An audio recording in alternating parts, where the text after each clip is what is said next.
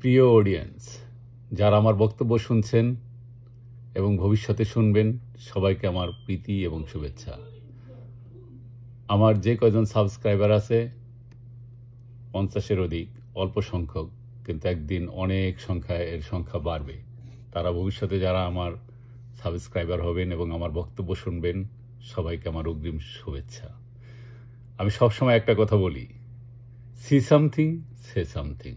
আপনি যদি কিছু দেখেন তাহলে আপনার দায়িত্ব সে সম্পর্কে কিছু বলা। সমাজের যত অন্যায় অবিচার যা কিছু আছে তার বিরুদ্ধে আপনাকে সোচ্চার হতে হবে। এটা মানুষ হিসাবে আমাদের দায়িত্ব।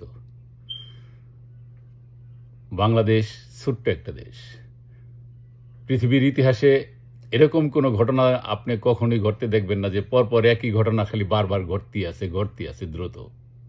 ইতিহাস একই ঘটনার পুনরাবৃত্তি ঘটে, কিন্তু আমি বলছি একটা সংক্ষিপ্ত সময়ের বিষয়ে। দেখবেন 14 তারিখে মিরপুরে এক বিশাল অগ্নিকাণ্ড হইল। সেখানে একটা গার্মেন্টস ফ্যাক্টরিতে আগুন লাগলো, তারপর কেমিক্যাল ফ্যাক্টরিতে, সেখান থেকে 14 জন মানুষ নিহত হইল। 14 জন মানুষ একটা সহজ ব্যাপার না। 14টা পরিবার, 14টা স্বপ্ন, 14টা ইতিহাস। তারপর 14 তারিখের পর মাত্র একদিন গ্যাপ, 16 তারিখে আবার আগুন লাগলো চট্টগ্রাম ইপিজেডে। কোটি কোটি টাকার সম্পত্তি পুরে ধ্বংস হয়ে গেল। তারপর 17 তারিখ বাদ আবার 18 তারিখে আমাদের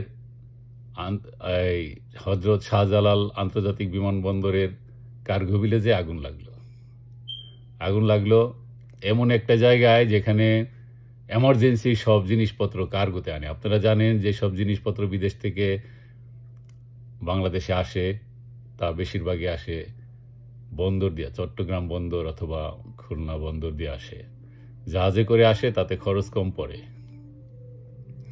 এবং যেগুলো অতি প্রয়োজনীয়, অতি জরুরি না হইলে মানুষ বিমান দিয়ে আনে না, এর খরচ অনেক বেশি। যেই সব সম্পত্তি, যেই সব আমদানিকৃত পণ্য অত্যন্ত দামি, সেগুলি শুধু বিমান দিয়ে আনা হয়। যতক্ষণ পর্যন্ত না শুল্ক কার্যক্রমের সমস্ত পেপার কমপ্লিট না হয়, ততক্ষণ পর্যন্ত ওই কার্গো ভিলেজে জিনিসপত্রগুলি থাকে। তাহলে এখানে কত মিলিয়ন মিলিয়ন ডলারের জিনিসপত্র এখন পুরে সারখার হয়ে গেল। এখন এ বিষয়ে দেখলাম মির্জা ফখরুল ইসলাম আলমগীর একটা বক্তব্য দিছে যে এই 3টা আগুনই একই সূত্রে গাঁথা। তাই একই সূত্রে গাঁথা উনি জানেন, এবং কিভাবে আগুন লাগছে যেহেতু উনি জানে, তাহলে মির্জা ফখরুল ইসলাম আলমগীর যেহেতু জানে একই সূত্রে গাঁথা, তাহলে ওনাকে এখন নিয়ে জিজ্ঞাসাবাদ করা হোক এই একই সূত্র 3টা কি। সূত্রটা তো আমাদের জানা দরকার, বাংলাদেশের জনগণের সবারই তো জানা দরকার। আপনি জানেন একই সূত্রে গাঁথা, এই সূত্রটা কি, কারা আগুন জ্বালাইছে, কিভাবে। আপনি বলছেন যে এটা একটা পূর্ব পরিকল্পিত। তা পূর্ব পরিকল্পিত কি পূর্ব পরিকল্পিত আপনি এত কিছু জানি না বসে রয়েছেন কেন? আপনি কেন জনগণকে জানান না যে এই ঘটনা ঘটতে যাচ্ছে, এমন একটা পরিকল্পনা চলতেছে? নাকি বাতাসে একটা এমনি বক্তব্য ছেড়ে দিলেন? তারপর সার্জিস আলম দেখলাম, সে বলল যে এটা আওয়ামী লীগ ফ্যাসিস্টরা কাজ করছে। ওনারা তো এখন যা কিছু করে পতিত সরকার আওয়ামী লীগই করছে। তা আওয়ামী লীগ করছে, করার সুযোগ আপনারা দিলেন কেন? দেশের কোটি কোটি টাকার সম্পত্তি পুইরা যাইতেছে, আপনারা তাদের পুড়তে দিলেন কেন? তাদেরকে আগের থেকে এটা সতর্ক কেন হইলেন না? দায় দায়িত্ব কিন্তু আপনাদের উপরই বর্তায়, আপনারা যাই না বসে রয়েছেন। আরেকজন তো আরেক ধাপ আগায় আছে, তিনি সবসময় আগায় থাকেন, কথা বিচা খান আর কি। ওই ইউনুসের যে ওই সংবাদ যে দেয়, ওই নামটা কি, আর নাম তো মনেও থাকে না, ডাস্টবিন শফিক। সেই ডাস্টবিন শফিক বলল যে যদি এই বিষয়ে আওয়ামী লীগ জড়িত থাকে তাহলে তাদের পাছার চামড়া থাকবে না। তা আওয়ামী লীগ জড়িত থাকে, আপনার আগে তো বইলাই দিলেন, ঠাকুর ঘরে কলা খাই না, কলা কেড়ে আমি কলা খাইনার মতো। মানে আপনি আগে জানেন যে ওখানে যাই হোক, ঘুরে ঘুরে আওয়ামী লীগের নামই আপনারা বলবেন। যাই যেই করুক, আপনারা কেন ধরতে পারলেন না কেন? দেশের এইরকম কোটি কোটি টাকা সম্পত্তি পুইরা সরকার হয়ে যাইতেছে কেন? কারণ আপনারা এটা চাইতেছেন দেশটা একটা অরাজকতার ভিতরে দিয়ে যাক, যাতে নির্বাচন না হয়। আর সে নির্বাচন হইলে কি না হইলে কি একটা অনির্বাচিত একটা অবৈধ সরকার যে নির্বাচন দিব, এই নির্বাচন হইব একটা অত্যন্ত কলঙ্কিত একটা নির্বাচন, যেখানে দেশের 40% জনগণের কোনো ভোটাধিকার থাকবে না, অর্থাৎ আওয়ামী লীগের নমিনেশন থাকবে না। আওয়ামী লীগের জনসংখ্যার কত পার্সেন্ট সাপোর্ট আছে? আচ্ছা 40% না থাক, 35%, তা না থাক 30%, 25% তো আছে। তো একটা দেশের 25% জনগণ নির্বাচনে অংশ নিতে পারবে না, আর বাকি জনগণ নির্বাচনে অংশ নিয়ে যে নির্বাচন ভোট দিবে, ওইটা কিভাবে জনগণের জাতীয় নির্বাচন হয়? ওই নির্বাচনটা কি একটা জাতীয় নির্বাচন হয়? ওইটা কি একটা গণতান্ত্রিক নির্বাচন হয়? গণতন্ত্র কি? গণতন্ত্রই হচ্ছে জনগণের তন্ত্র। জনগণের যেটা চাইবো সেটাই প্রতিফলিত হবে। তো জনগণই যদি আপনি একটা বিশেষ অংশে যদি নির্বাচনে অংশ নিতে না দেন, তাহলে কি হবে? ওইটারে কিভাবে একটা গণতান্ত্রিক নির্বাচন বলেন? এই ইউনূস সাহেব দেখেন, দেশটা উনি ক্ষমতায় আছে 14 মাস। 14 মাসে দেশে উন্নয়ন তো কিছু করেই নাই। যতটুকু উন্নয়ন করছে ওনার নিজের পকেটের উন্নয়ন করছে। আপনারা সবাই জানেন 600 কোটি টাকা উনি কর মাফ করে নিয়েছেন। 30 সাল পর্যন্ত ওনার কোনো কর দিতে হবে না। তারপর বিভিন্ন ব্যবসা, তার গ্রামীণ ব্যাংক যাতে সরকারের কাছ থেকে বিভিন্ন ব্যবসা নিতে পারে, তার জন্য উনি বিভিন্ন আইন কানুন করছেন। 14 মাসে উনি গেছে, 14 বার গেছে ফ্রান্স, এই বিদেশে। ফ্রান্সের প্রেসিডেন্ট ম্যাক্রোর সাথে তো উনি অনেকবার দরবার করতে চাইছেন, কথা বলতে চাইছেন, ওনারা পাত্তাই দেয় নাই। ওনারা পাত্তা দেয় নাই কারণ শেখ হাসিনা সরকারের সাথে, শেখ হাসিনার সাথে ম্যাক্রোর সাথে একটা অসাধারণ বন্ধুত্বপূর্ণ সম্পর্ক। আপনারা এর আগে দেখেছেন, যখন ম্যাক্রো বাংলাদেশে আসছিল তখন শেখ হাসিনাকে কিভাবে মায়ের মতো সম্মান করছিল। উনি গেছেন ইংল্যান্ডের প্রধানমন্ত্রী ওনার সাথে দেখা করেন নাই। গেছেন আমেরিকায় ট্রাম্প ওনার সাথে দেখা করেন নাই। ওনারে নাকি সবাই চিনে, আপনারা যদি যারা আমার এই বক্তব্য শুনতেছেন, যদি আপনি প্রবাসী হন, আপনি যদি কোনো দেশে থাকেন, তাহলে কোনো সাদা চামড়া অথবা কালো চামড়ার যে কোনো একজন মানুষকে জিজ্ঞেস করেন তো ডক্টর ইউনূসকে চিনেন কিনা। গুগল সার্চ না করে যদি একজন মানুষ উত্তর দিতে পারে, তাহলে আমার একটা বকা দিবেন। কারণ এটা আমি এখানে আমেরিকার টেক্সাসে এয়ারপোর্টে কাজ করি। সেই এয়ারপোর্টে আমি অনেক সাদা কালা বিভিন্ন মানুষকে জিজ্ঞেস করছি যে আপনারা কি ডক্টর মোহাম্মদ ইউনূসকে চিনেন? তখন বলে কোন ডক্টর মোহাম্মদ ইউনূস? আমি বলছি শান্তিতে নোবেল বিজয়ী ইউনূস বাংলাদেশের। তখন তারা ওনার চিনতে পারে না, কারণ এরকম নোবেল বিজয়ী চিনার জন্য মানুষ বসে থাকে না। তারপর গুগল সার্চ করে দেখাইলে, তারপরে ছবি দেখানোর পরে ওকে না চিনি না। তা আপনারা যদি কেউ আমার এটা বক্তব্য শুনেন, আপনারা কেউ জিজ্ঞেস করে দেখবেন, যদি আপনারা ইউরোপ, আমেরিকায়, কানাডায় কোনো দেশে থাকেন অথবা যে কোনো দেশে, জিজ্ঞেস করে দেখেন তো ডক্টর মোহাম্মদ ইউনূসকে কয়জনে চিনে।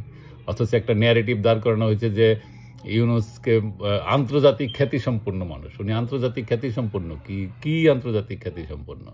উনি এখানে আসছে আইসা, উনি একটা গুটি। আপনারা জানেন শান্তির নোবেল একটা গুটি।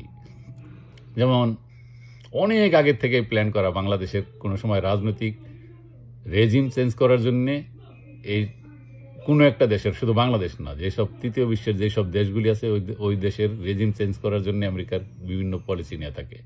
আমেরিকার পলিসি একদিনের না, অনেক দিন আগে যে কোনো বিষয় যখন কোনো একটা এরা কিছু করতে চায় অথবা করে, এটার জন্য 100-200 বছরের প্ল্যান করে রাখে এরা।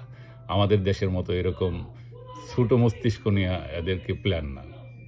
এরা 50 বছর পরে, 100 বছর পরে কি করবে, কি হবে, সেই বিষয়ে এরা প্ল্যান করে। আপনারা যারা এইসব উন্নত দেশে থাকেন, দেখবেন কোন একটা কাজের পরে তাদের প্ল্যান থাকে ভবিষ্যতে এখানে কি হবে, এদিকে শহর হবে না কি হবে, বাড়িঘর হবে নাকি ইন্ডাস্ট্রিয়াল এরিয়া হবে, সেই হিসাবে এরা জায়গা ওইরকম রেডি করে রাখে, প্ল্যান করে রাখে। ভবিষ্যৎ সম্পর্কে বাংলাদেশের রাজনীতির যখন নাকি কোনো রেজিম চেঞ্জ করার প্রয়োজন হবে, এই কথা চিন্তা করে আরো 20-30 বছর আগেই থেকেই তারা রেডি ছিল বাংলাদেশের একটা প্রেক্ষাপট চেঞ্জ করার জন্য একজনকে রেডি করে তুলতে হবে। রেডি করে তোলার জন্য দরকার ছিল ডক্টর মোহাম্মদ ইউনূসকে একটা নোবেল দেওয়া। একটা নোবেল দিয়ে তারে বিভিন্নভাবে হাইলাইট করে তারে বাংলাদেশে জনপ্রিয় করে তোলা হয়েছে। তারপরে দেখেন যেই লাও সেই কদে, উনি আইসার পরে কি করছে?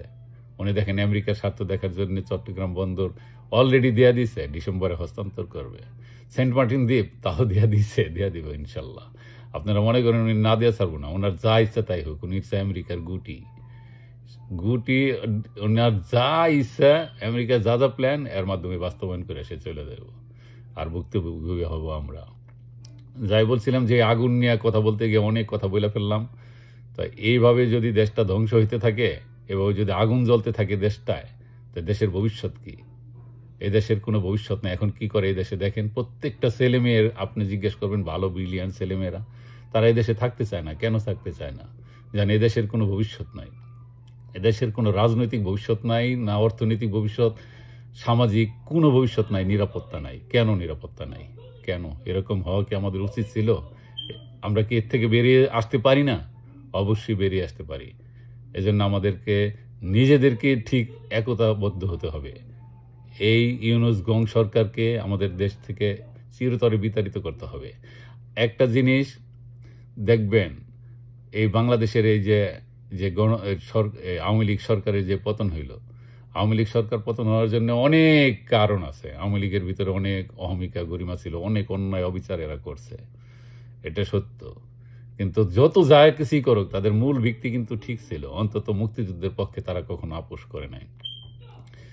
আর মুক্তিযুদ্ধের বিরোধী শক্তিগুলি তারা আওয়ামী লীগের এই ভুল ভ্রান্তিগুলি কাজে লাগে ঠিকই তারা এই ক্ষমতার কায়রে নিছে। যে ক্ষমতা কেড়ে নিছে, আওয়ামী লীগের এই ভুল ভ্রান্তি থেকে শিক্ষা নেওয়া যেন এরা আবার ফিরে আসবে ঠিকই।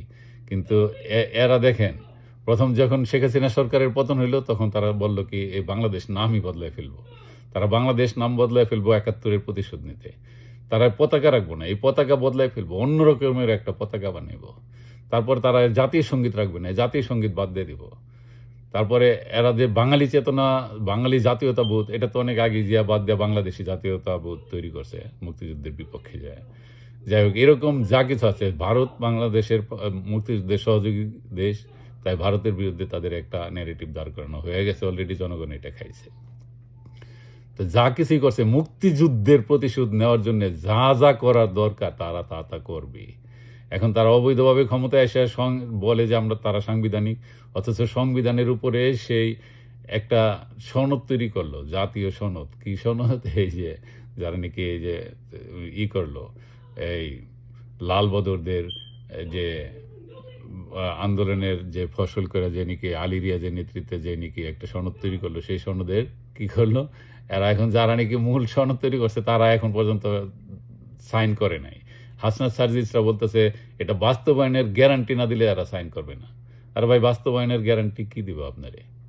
কেউ কি গ্যারান্টি দিতে পারে? কেউ গ্যারান্টি দিতে পারবো না। কারণ মুক্তিযুদ্ধের বিপক্ষে শেষ পর্যন্ত দেশ থাকবে না, দেশ ঠিক মূল ধারায় ফিরে আসবে। আপনারা সমুদ্রের পাড়ে যত ইচ্ছা বালি দিয়া বাদ দেন, সমুদ্রের ঢেউ আটকে রাখতে পারবেন না।